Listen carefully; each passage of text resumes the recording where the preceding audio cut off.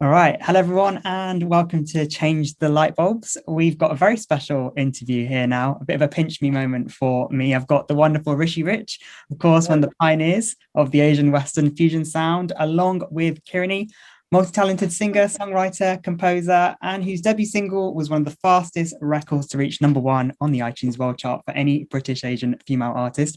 And of course, both co-founders of the brand new record label Break the Noise Records. Welcome. Welcome. Thank Thank you. How are you guys doing? Yeah, Good. all good. All good. Yes. How are things in Mumbai? Things are cool. Just been working. We've had the EP come out last week. I'm in the studio. Kieran's doing her thing. It's very hot here, so Yeah. so we've just we're still on a semi kind of lockdown. Things are open, but we kind of prefer not to really venture out too much because it seems like people have forgotten about COVID here. So we just stay safe. Yeah, it seems like India seems a little bit more relaxed. We're still in lockdown, as I'm sure you know. Hopefully coming out soon. Yes, hopefully, fingers crossed. Fingers crossed, hopefully. All right, so let's get straight into it then. So Break the Noise Records, you launched about a year ago now, a brand new record label. Tell us all about it. What was the reasoning behind it? How it all started, the idea, where did it all begin? Rish, do you want to go first? Yeah, it was actually this time last year. I had come out of a label. I've always, been in Mumbai now 5 years. And, I think even before Mumbai, I think my history kind of speaks for itself, where I'm always looking for new artists, developing new artists. So this time last year, myself, Kieran, and a friend of ours, Richard, RDV, we were just out. We were out and we're having some lunch, and, we just said, look, we want to start a label. And, and that, because I felt that we had so much music, and even though we were pitching music to different labels, the control factor wasn't there. We didn't have control over our music and, and working with the artists we wanted to work with. So it was just a obvious thing to kind of say, okay, well, how can we do this? Let's set up our own label. And lucky enough, a friend of mine who worked in Believe, the distribution, he was like, if you want to do it, let's make it happen. And literally a few months later, we had our labels all set up and everything was set, and we started working on our, music and artists we're going to work with. And, it's coming up to a year now. It's been great. Yeah, I think more for us as well. It was the kind of thing that being from outside of India, working and living in India, I think we both came across situations where people just didn't understand Rishi's music or my tone, the way I sing. It's not really pit how I sing. It's quite a little bit R&B, a little bit soulful, and Rishi's production is quite, ahead of its time and always has been. So I think people just weren't really clicking with it as fast as we would have liked them to. So yeah, like Rishi said, it was just the most natural thing to kind of, how do we go about this? How do we get our music out into the world and, kind of have that creative freedom almost? And the natural step was to start up our own label. Definitely. I was going to ask you, actually, seeing as, quite a lot of artists kind of going down the independent route recently, why you kind of decided, I guess you've kind of answered that in the question already, but why you kind of decided to go down the label route and why you think it's still something in this day and age that we need. I think also, our label, although we are a music record label, we are still independent as well. In terms of, we do everything for ourselves. And, Rishi can confirm this. We do everything from, like, we manage artists ourselves now. We're communicating with artists. We're managing our in-house marketing team. We're getting behind the creative and the vision, the video aspect. And we're also creating the music from the music side, and we're involved in the composing, which is on the production. I'm sometimes getting involved in the writing.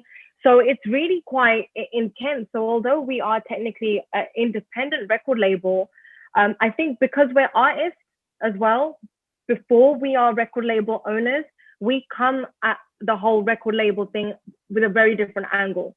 So how we try and treat artists and like keeping communication very fluid, very transparent, making sure they know everything that's going on. They're included in all the decision making. these are all kinds of things that, Rishi has been through, sometimes being kept out of a loop when his song's coming out, doesn't know what's going on, so those kind of things, we've taken our experiences to kind of make sure that the artists we work with don't have to go through the same things and don't have to get burnt, basically. So I think that's why a label like ours is very much needed, I think, right now, because artists do need that support as well. As much as the independent scene is growing, it's still full of sharks, like artists do need that support as well, which I think we're quite good at providing. Definitely. And I think having both of you gone through the process of being on the other side of it and seeing what it's like on the other side and then coming at it from that different angle where you can give that more personal approach, I guess, is that something that you feel you can provide? Yeah, exactly. Yeah. Perfect. Okay. In terms of Mumbai, so obviously, Rishi, you've been there a little while now. What was kind of your reasoning for setting up the label out of Mumbai, or was it just where it kind of all happened and it was a spur of the moment? Yeah, I think because I've been here for 4 or 5 years now, it was just natural to kind of set the label up here because my studio, I live here currently. So it was that doesn't necessarily mean we're only going to work with artists from India. I think now with technology, you can really work from anywhere. So it was a case of, well, we're here, we're going to work, set the label up. But, the first couple of releases have been with artists from not, India. They've been from UK or like America with Jay and Rush and, people like that. So it was just a thing because obviously I'm settled here. We're settled here. So you never know. Once we can take the label anywhere, which is a good thing. As long as we got, as long as I've got the studio. So and the talent here is really cool as well, actually. And if before COVID, all the artists were traveling to see me anyway. So any artist that like when we did Nakare, even though it came out last year, it was actually done the year before. And Jay flew out to Mumbai and we spent, a couple of days together. So I think people enjoyed coming to Mumbai actually to work on their music. Yeah, that's cool. I was going to say, actually, in the midst of launching a record label, you kind of had this global pandemic spread onto you and sprung onto you at the start. But how has that kind of impacted your releases? Because obviously, Nakare has done amazingly well at the end of last year, kind of going out to #1 in all the charts. And of course, the great song that you've just come out with, Lost, with Mumsy and Jagdar, has done really well. How has that COVID kind of impacted your releases, or has it not? Rish? Well, the thing is, it's when we decided to set up the label, lockdown was just happening. Literally, it was I think a week later. It was kind of announced that we're going into lockdown. But I think it really kind of obviously it's nice to have the artist with you in the studio or to physically be working with artists, but it just created more of a challenge. And it was just we set the label. This is what we're gonna do. The fact that, we can work remotely with artists doing the video and stuff like that, visuals, we didn't see our marketing company until I think December. And probably until one of them last couple of weeks ago, and we've been working with them for months now. So it's just been one of those things. I think in a good way, it's kept everyone focused, because we were in lockdown. We couldn't go anywhere. We couldn't step out and until December. So all we had to do was just focus on the music, which I think was really cool. It's really cool. And I think it's COVID or no COVID. I think at the end of the day, if you've got a label, you've got to put in that time, to make sure things work, which means just staying in the studio, focusing, getting everything right. So let's see what this year holds. Hopefully we'll get to see the artists more that we work with, and we can have video shoots in Mumbai now and stuff like that. So that should be cool. Yeah. I mean, it'd be really nice. I mean, considering our first song that we've released on the label was Daste To with Jagdar, and also our latest off the EP, Lost, is with Jagdar. We've never met Jagdar. Oh wow! We've done 2 songs with him now. Jagdar just being an example, actually, like I've known Jagdar for quite some time, and Rishi obviously knows him now too. But it's all just been on WhatsApp or FaceTime and just calls and stuff, just trying to get to, know the artist and get to know him, get to know his personality. but we've not actually sat in the same room as him. And I think it's quite amazing that we've managed to do not one, but I think 2 releases with an artist that we've never met. So it's the power of everything that's going on. I think, COVID did really, mess a lot of things up for a lot of people. I think when I speak for myself, Richard and Rishi as well, when the label just for us was a massive, massive blessing. It really was. Yeah, that's cool. That's amazing that you've never actually met Jagdar in person, yet you've released these 2 amazing tracks, and it seems as if it was all kind of done seamlessly, but also through the power of technology, I guess. Exactly, so you mentioned kind of introducing Jagdar, and I was going to go a little bit back in time to when you first kind of met, and you obviously started off in under Rishi's wing as a songwriter. How has that kind of professional relationship changed from being a singer into kind of actually co-founding a label and working together? I think even now, sometimes when I'm in the studio with Rishi, I still have to kind of pinch myself that I am in the studio with Rishi, and it's now like over 10 plus years. He's such a talented person. You think you know the producer, but each time the producer does something different and you're just amazed and you go back to square one again. For me, when I met him, I thought I was, obviously you think all these things in your head, right? I can sing, I can write, I can this, I can that. It wasn't until I sat in his studio when I auditioned for him and Veronica and actually sang for them for the first time in my life, shaking in my boots, mind you. I actually realized at that point, like, I'm not anything, to be fair. I'm just someone that thinks she has a bit of a talent and is looking for someone to groom her and mold her into something that, I could potentially be. And, everything that I am now, it sounds really cliche, but the way that I write, it is because of how Rishi and Veronica both have kind of taught me how to fuse that, a little bit of R&B, a little bit of soul into your Hindi and Punjabi to make it a bit more worldly, make it a little bit more global. And, even the way I sing, the way I approach projects now, they've taught me literally everything. I couldn't have asked for better mentors. And because I've come with all that experience, I now can proudly say that, I am 1/3 of a really nice, bubbling music record label that's doing really, really, good things and creating really, really good content. And I never wanted to really, and having a record label or being part of one was never on my radar. It was always just being about the music and being an artist. But I think what we're doing now with the record label, it's just an extension of being an artist. Now we are artists, but we're also helping other artists be better artists. And I think there's nothing more beautiful than that. But yeah, I owe it all to Rishi and obviously to Veronica. And he's fantastic. His work speaks for himself anyway. So, you can see, look at the studio. It looks amazing. I was going to comment on that very snazzy looking studio. Thank you. I guess on the flip side of that for you, Rishi, even when you started the Rishi Rich project or even now starting this new label, how on the other side of that, when you're looking for artists or connecting with artists, what kind of things do you kind of go for or look for when you're initiating a project? I think I've always, the one thing I've always looked for when I'm working is that the artist shouldn't be like fully developed, if that makes sense.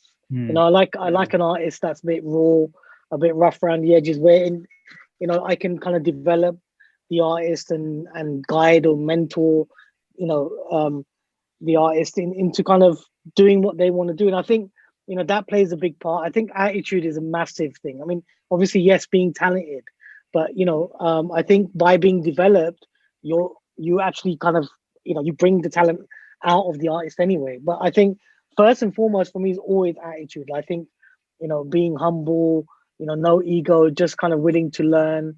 I think it's because, my work ethic is like that. I'm always learning, I'm always working, and I have that. So the artist I work with has to be on that level. And when we're in the studio, it's a creative time, but we have to be focused. So, and luckily, with the label, all the artists touch would have been great, like to Ravina, to, Rush, to Yash, obviously Jay's, veteran. So I know exactly how he is, and, now coming up to, working with Yash Raj, the rapper, he was literally just starting off when we worked on Kani Patu in July. So it's all the artists. One thing about the label is that all the artists are really good people as well. They're good guys and girls. They got good attitude, good vibes about them, and we're keeping it like that. So that's the key thing for me. No, definitely. And I think one thing about the sound, if I may add myself, is a funny story from a couple of months ago when I played, after a long time, I think, Najina on the radio. And after I played that, I got so many messages from people being like, oh my God, I've heard this song after so long. And it still kind of sounds current. It still kind of sounds like you could hear it on the charts now. And that was all them years ago. So how are you kind of funneling that into the music that you're kind of doing now and making that sound, just as current as those songs were that you did over 10 years ago? To be honest, I don't really think about it too much, because I think if like you said, Najina was done in 2003, 2002, so that's going back a long time. And yes, if you play it now, it sounds fresh. If you play Dance With You now, there's not a record that's been out like Dance With You. Probably won't be, I don't know. That's got that sparseness of a flute and drums and Punjabi and English. And I think for me, it's, I just go with the music that I feel. And a lot of the time, people, when they first hear my music, they don't get it. Even from my own label partner, with Richard, and he will come in, hear my music, and you're like, I'm not sure. But then a couple of days later or a week later, he might say, I love this. And I think my music has always had that impact where, it kind of takes time for people to kind of grow, and understand it. And then it just stands the test of time. I think that's what's important to me, that, not everything I do and I've done has to have just that sound, which is my sound, I think, which is that fusion. And fusion sound, it's like Indian food and English food. It will never go out. It'll always be there. Before us, it's been there before us. It's going to be there after us. And I think when you got that kind of, like, if you stick to one genre, that's different. I think with us, because it's multi-genre kind of music, whether it's reggae, Punjabi, Hindi, English, that will never die out. It will always stay there. So, and I think with me, it's always been about having just having belief in the music. Like I really kind of I do what I feel, I produce what I feel, and with the label now, there's no one really to say, actually, we're not sure. So we just put out what we feel. Yeah, definitely. And when you kind of released these tracks back then, did you have any inkling of this is going to do well, or this is different, we've not done it before, we're kind of unsure where it's going to go? Or did you even anticipate the kind of success that the songs did have? I don't think I've ever had that feeling that, I've always had a kind of little bit of like, I know this is going to do well, or I hope this is going to do well. But you never know with music, you never know with music. I mean, the night before Nakre came out, Jay phoned me and he was literally like, Rish, I'm not sure, about the song or the video. And I'm like, just don't worry, just go with it now. It's too late, and you just don't know with music. Dance With You, when it came out, we just put it out, and 8 months later, it really kind of, exploded. It took that long for people to kind of register, and radio and media to kind of really get behind it. So you never know with music. As long as you're good with it, my thing is that I'm good with it. It leaves the studio, and I'm kind of like, wherever it goes, it's, because I feel it. So that's the vibe of it, Perfect. And I guess in between the Rishi Rich project and coming back to Break the Noise, you've done a couple of things. One of them has been kind of producing some songs for Bollywood. How did you find that experience as compared to releasing singles, kind of producing for these massive films?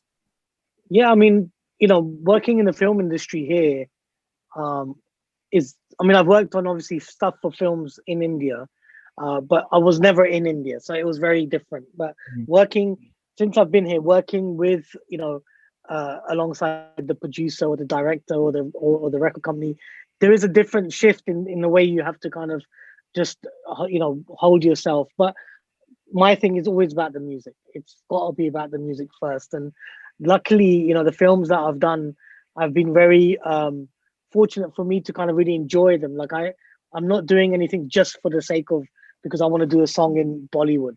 It's never been about that. Like Half Girlfriend Mubaraka, Gully Boy, which was totally up my street, these tracks I was given complete creative freedom, which was great, because you work with directors such as Mohit Suri and Zoya Akhtar and people like this who are musically, like, they would not interfere with the producer's creative space. They might have suggestions, but they're like, that's your realm. You got to do what you got to do. So the only difference really is just because there's a lot more people you need to speak to or meet, when you have meetings and stuff. But otherwise, it's the formula and the process of working on the music is the same. Because I think if you get into that trap where I'm making a song for Bollywood, then your mindset goes somewhere else. So, our thing is that we're just making music. Whether it goes here, whether it goes there, let the music kind of just travel, Like Duty for Gully Boy, I had done it a year before it actually went for Gully Boy. It was just a beat that I did. Mubaraka, I did 4 years before that in America, just the beat. And then Arjun heard it and he was like, I want it. So it was the stuff that I've done has never been made for film. It's just been made because there's been a vibe, So that's the beauty about music. Like, you never know when the right person might hear it and go, I want this for a film, or I want to use this for an advert, or something like that. Yeah, definitely. And nicely talking about that, you obviously recently did the music for the Netflix documentary or the film Bad Boy Billionaires. How did that kind of come about? And how did you feel kind of being asked to be part of that project? Yeah, again, a friend of mine, Reva, who was part of that show, we've always kind of wanted to work together. And she was like, I'm putting this program together, Bad Boy Billionaires, and we'd love you to do the title music for it. And I was like, fine. And, she was like, look, don't start nothing from scratch. Because she knows that she's always known that I work on music. So I've got banks of beats and music. So she was like, send me your bank of music that you've been working on. So I sent her tracks that I've done. And one of the tracks she loved, and that's what they used for the title. So again, I didn't like look at it and go, okay, or even I didn't even watch anything I didn't see no footage. I just knew the story and the outline of the show. So it was, and because of that, I've just landed another Netflix thing, which I'm currently working on. So it's cool. It's, and like I said, it just goes back to the question you asked before about how music just should be made because of good vibes, and then it gets picked up. You never know what for. Perfect. We look forward to seeing credits on that. Yeah. Coming back to you, Kiranee, now with a question I'm sure you've been asked millions of times, but I wanted to bring it up because I saw you post something on Instagram a couple of months ago about this with what does it feel like being a female in the Asian industry, but also are there not enough people in the industry? And I saw you posted something saying there are enough people in the industry, they're just not visible. So what are your kind of thoughts on that? I stand by what I said. No, the thing with me is when I started out, and I'd say that was 2009, 2010, around that kind of era. When I started out, there were a couple of female artists there as well. And the thing is, there's always been females in the industry. They might not create music that you like, therefore you don't hear them. Veronica's always been there. Rita Mora's always been there. There's been Miss Scandalous. There's been so many female artists that if you don't like garage music and that fusion with, that rap and whatever and stuff, you're not going to listen to Miss Scandalous. You wouldn't have back then. So I don't get offended, but I get a bit angry at the fact that I feel now, fast forward like 11 years, people are still trying to make out that the industry is the same and that people haven't evolved, and people are no longer, they're not as broad-minded as they should be. And I think that's quite wrong. Now there's quite a few female artists out there doing their thing. Whether they do one song and they go off into modeling or acting or whatever, they're still representing the female Asian, British Asian community. And I think, there will never be enough. That's like saying there's too many men in the industry. I think that's unfair. There will never be enough, and there should always be more.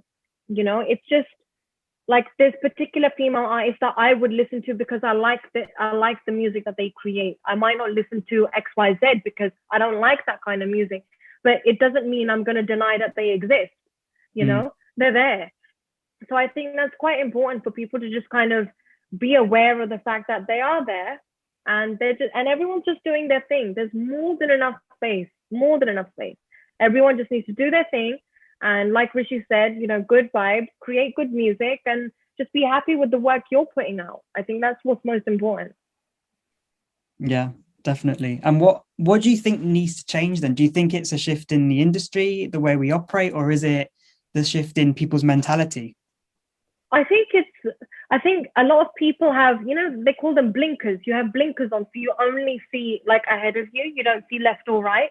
I think it's a little bit of ego. I think if people admit that there are more females out there, suddenly it feels like competition. It shouldn't have to. Like I said, there's more than enough space for everybody to do their thing. There's more than enough space for everybody to excel at what they're doing, to grow. And, if we don't recognize one another, we're not going to grow. None of us.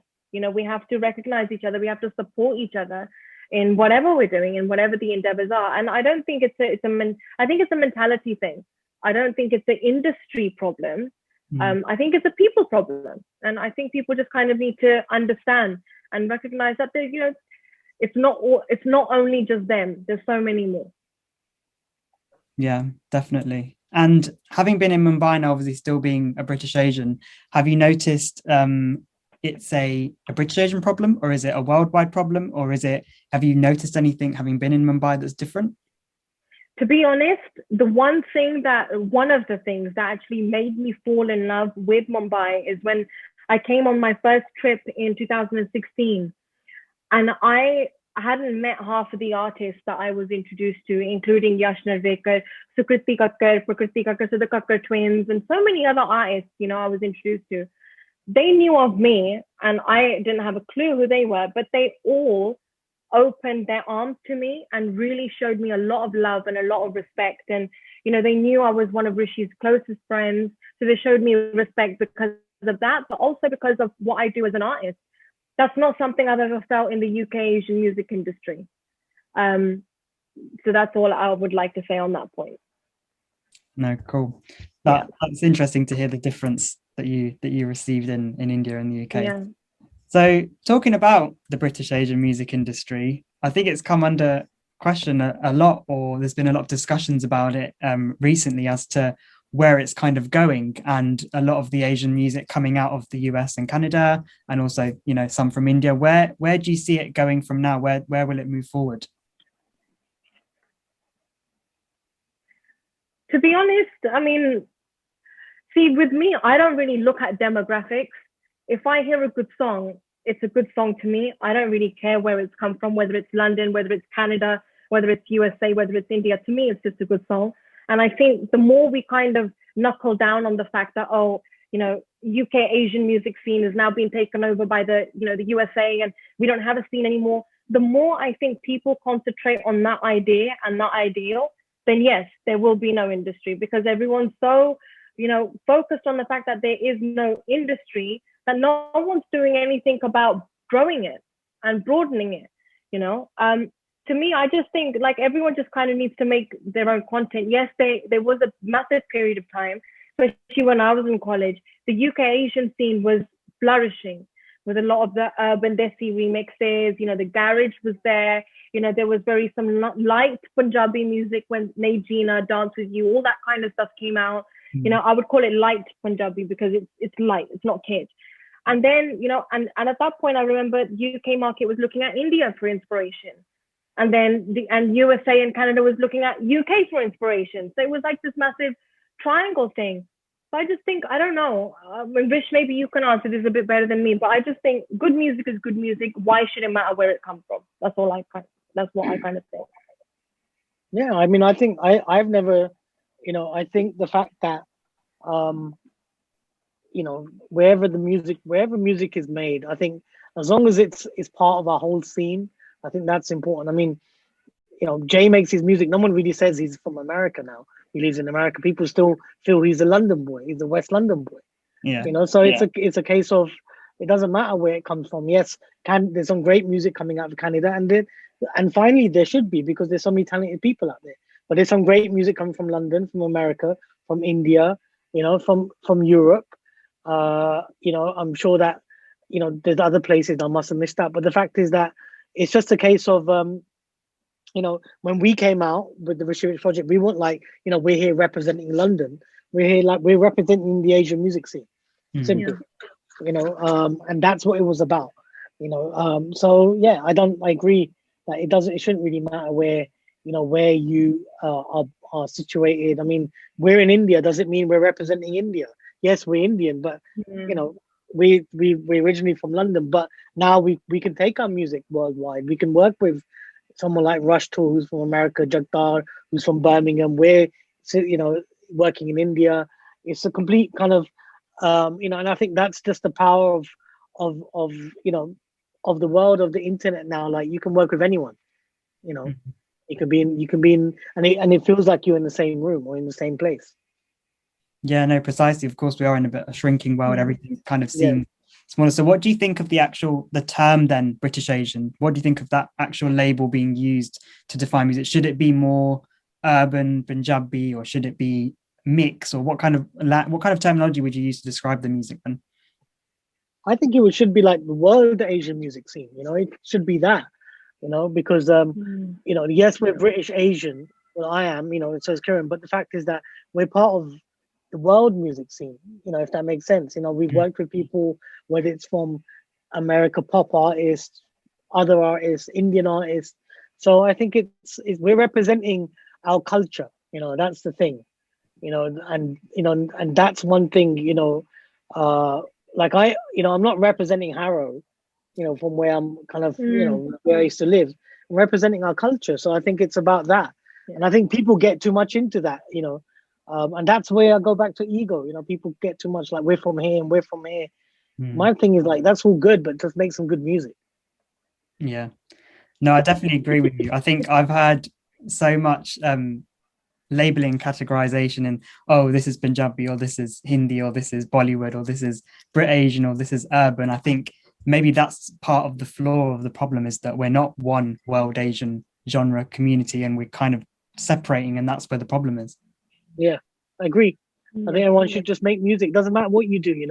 A lot of people say, you've left London and you've gone to Bollywood. Well, not really. There's no such thing as Bollywood. This is it's not a place. This is Mumbai. So it's and we're working with artists that are back in Birmingham. Yeah. So I think it's just a case of people. There is small-minded people who think like that, which is it is what it. In every industry, in every field, people will have a thing to say, as long as it doesn't affect us. It doesn't affect me. It never has. I really don't care what people think. I'm just doing my music, and enjoy doing it. And that's the thing.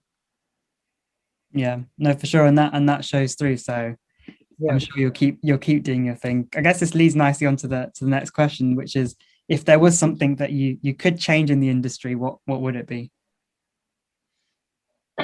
I just think, if I could change something, I think people need to concentrate. I feel there's a lot of artists out there that have got this thing where it's become very materialistic, and I say that to artists that I work with, close artists. I'm like, listen, you need to stop kind of flashing your clothes and what you own, and you need to write some good songs.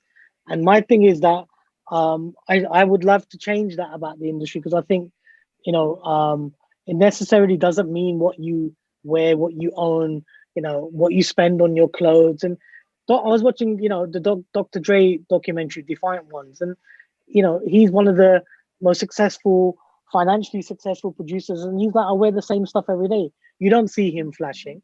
You don't, and I think in our industry, it's become very much about kind of showing off about what you have and what which is fine. I think it's good to do that. I think work hard, play hard, but do it in a way where it makes yourself feel good. Like I think that I would love to change that, because when we came into the industry, it was never about what watch you wore, what car you drove.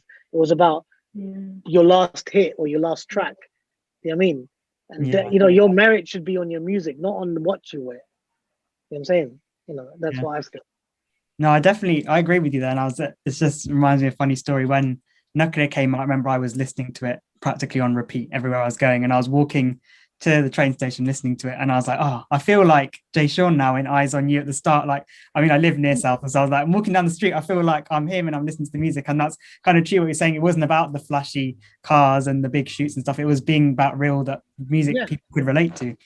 Yeah, I mean, Nakare is a classic example that we didn't have, there was no girls in there, there was no jewelry, there was no cars.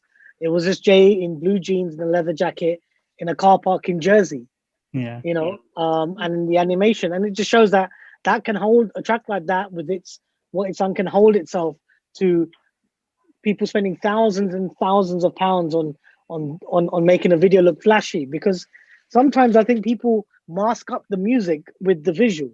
Like if you've got a good song, you've got a good song. You could do, and a lot of the artists that we love, that I love, if you look at people like Ed Sheeran, if you look at people like this, it's all about the music. Once the music is good, the visual is just going to go with it, So it totally makes sense. And I think Nakare was a real proving point to a lot of artists, friends of mine as well. When I speak to them, I'm like, look, you don't need to flash and do a big video to make people think, actually, you know what, this is the kind of artist you are. You just need a good song. It always starts with a good song. No, definitely. Karen, coming to you next. And the thing is, I mean, if you kind of think about it as well, like how much more basic can you get? Like a guy walking down the street, and it reminds me, is it the Verve? Is it the Verve that did that song when he's on the road and he's just walking? Like that was such a powerful music video as well. Amazing song, and he's just walking down the road. And for us as well, it was the kind of like we went sick of lockdown. Jay's over there in the States, we're here in India and stuff. And obviously we wanted to do a visual that would, include Jay, obviously, as the artist of the song. But we also kind of wanted to pay homage and a little salute to how he started out. And I think, his fans, his audience love that, and they deserve that as well. Like his journey has been so extensive. In America, going from the UK to the States and stuff. And, his journey's been so colorful. I think his audience kind of deserves to just have that little bit of a salute, because without them, he wouldn't have reached those kind of heights. So again, a very simple visual, didn't take anything away from the song, didn't confuse the message or anything else. It was just about good vibes and people remembering that nostalgia, where they were when the original came out and things like that. Because I think people were so, at that point, especially around end of September, October, people were really starting to feel it, with lockdown, being cooped up at home around the world, everywhere. I mean, we certainly were in the studio in India, away from our families and stuff like that. So it was just about good vibes and just making people smile and just take their minds off COVID for a minute, which I think really did work. No, I definitely agree. It was around that time, I remember when it came out, and it was just the song that everyone needed, and it did bring that nostalgia back. I mean, I don't want to make you show your age, but I was very young when when Eyes on You and Dance You came out. I think I was about 6 in 2003. So I remember being little and jumping around and singing to that. So I was like, oh damn, remember me of those times. So yeah, definitely worked. So coming on to your latest release now that you've done with Mumsy and Jagdar, how did that kind of come about? Because obviously you've worked with Jagdar for your debut release for Break the Noise Records, and obviously Mumsy way back when. How did this new 3 Reasons EP come about? Yeah, so the 3 chapters was Kiran actually decided, like, let's put an EP out of just the body of work.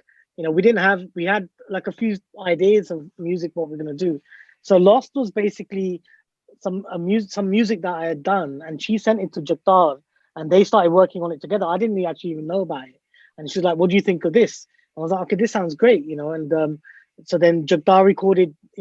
These guys wrote the song together. Mumsy was not involved in, so it was just us 3, and then we put the sample of Hare Hare in there. I was like, "Okay, this is working," and then I just thought, let me just, because this reminded me of a track I did, It Can Only Be Love, The Streets of Bollywood, that I did with Mumsy. And I was like, let me call him and let me just say, look, let's get on this track. And it was literally like that, and it was great because we kind of, we've always kept in touch and we've always waited for the right project. And I remember, sending it to him, and he was like, okay, let me have a think. And he was like, okay, fine, I'm down. So he sent me his vocals, and we actually jigsawed the song together because we had a song, full song from Mumsy, a full song from Jagtar. So I took the best bits and put it together. Yeah. And these guys had never met until the shoot, So so that was locked, and then we had a song Call Me Mamacita, which was myself and Kiran just having a laugh in the studio. We thought, let's just make a real cheesy song. We'll pitch it to some art, because artists come in here and they look for songs, and we'll say, okay, we got this song, and we did it, and we started playing it around to people. People like, this sounds really cool, and they were like, just leave your voice on it and just put it out. We're like, okay, so we'll put that to the side, and then we had this song called Pal, which Kiran and myself composed, and we did. I did the music when she first got to India, in 2016, I think, and it was something which we had Kunal Verma write it. It was written for.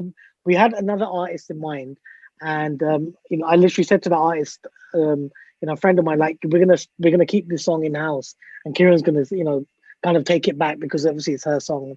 It was cool, and we Kieran vocaled it. So we had these 3 songs, and we're like, let's put it out as an EP, and that's what we've done. And the good thing is that we've given every song, its kind of space. Lost, it was the obvious kind of first choice. Like I said, I always had that gut feeling, like, yeah, I feel this, and not that many people got it. We had a listening session in the studio. People were like, okay, we're not sure, let's see. But I was like, it's going to create a vibe. And, this week we have the video and visual for Pal coming out. So it's exciting. I think putting a body of work out it's so cool, because it's allowed us to put different kind of musical styles out on one so-called album or EP. Yeah, no, definitely love the different sounds that are on Lost, that when I first heard it as well. And you mentioned that you put Hare Hare on there, which people have loved, and you also did that with Longa Wacha in Nakre. How did you kind of decide to put that little snippet in that kind of made the song complete and the hook that everyone remembers? The thing is, we've got a great working relationship with Venus. So, with Nakre, we sampled Bazigar. Tere Chehre Pe, we sampled the flute. And obviously, Kiran came up with kind of vocaling Longa Vacha. And with this, I think it was Kiran's idea. She's like, why don't we try Hare Hare? Because we've been looking at the Venus catalog, and I love sampling. And it just worked. It just worked. And it was something, that, I think Hunters did it on Streets of Bollywood. And I loved that version, which was more rap and hip hop. And we just took on our version, even though I took the vocals of Hare Hare, but I used a lot of the strings, with the music and stuff like that. So a lot of the music I sampled underneath. So yeah, it just really came together really nice.